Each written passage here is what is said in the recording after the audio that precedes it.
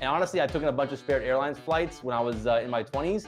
I don't regret them one bit. I love my $39 flights to Vegas. Guys, I never thought I'd be saying this, but this is real. JetBlue and Frontier Airlines are fighting to buy Spirit. But let me give you guys some of the details. So JetBlue is offering $3.6 billion all cash deal to buy Spirit. And the question is why? Because I'm honestly not sure. Like, these airlines could not be further apart, right?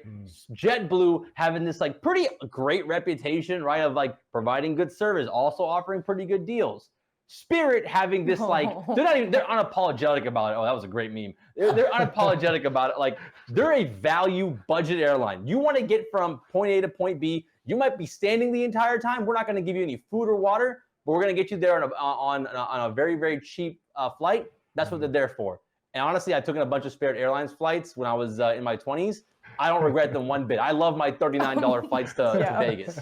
And what's crazy is, I mentioned earlier, Frontier is also offered to buy them back in February. They made a $2.9 billion offer. And Frontier, guys, I've also flown Frontier for a trip to Denver. It is also very, very similar. They have very similar vibes, Spirit and Frontier. They could be cousins, honestly. They're just very budget friendly, cheap, and you got to pay to like buckle your seatbelt, like Nicole said. So, like, why is JetBlue doing this? I mean, I honestly, like, I want to get y'all's take. I think they might be trying to compete with the big four airlines that we have. For sure. But like, what else reason could there be? Yeah, Zay, that's what I was thinking. I was like, why?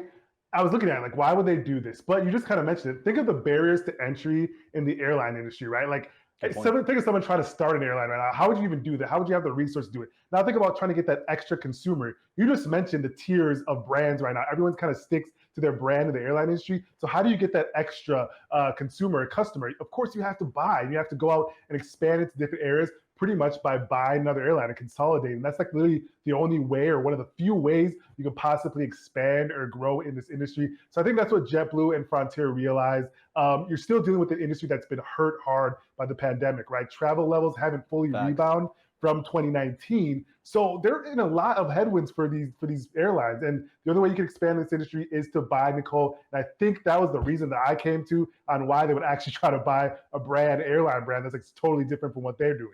I do think that JetBlue wanting to pick up Spirit makes actually a ton of sense from a branding standpoint and from an expansion standpoint. So JetBlue is a vibey airline, right? They have like cool lights in there. I have taken JetBlue flights, and it is considered a bit more affordable.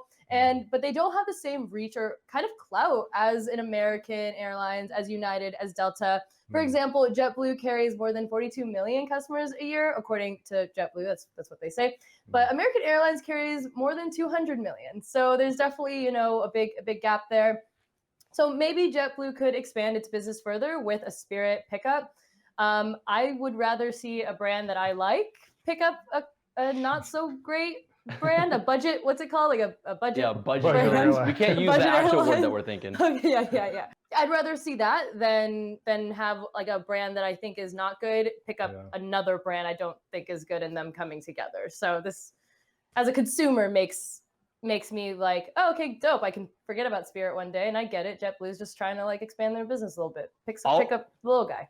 I'll wrap with this. So the JetBlue CEO actually said this. He even said himself that we can all agree that Spirit has a very different brand and product than JetBlue. This man actually said that, the CEO of Spirit. So he's even like, yeah, you guys are probably kind of confused by this, but he thinks that they can make it work.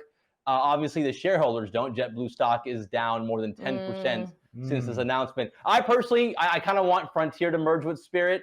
I think that they have a lot more synergies, to kind of use a businessy term, but we'll see what happens. And lastly, the government approval of this merger, we don't know if that's going to happen. There's a lot of, obviously there's antitrust sentiments here, so we'll see if they even approve this at all.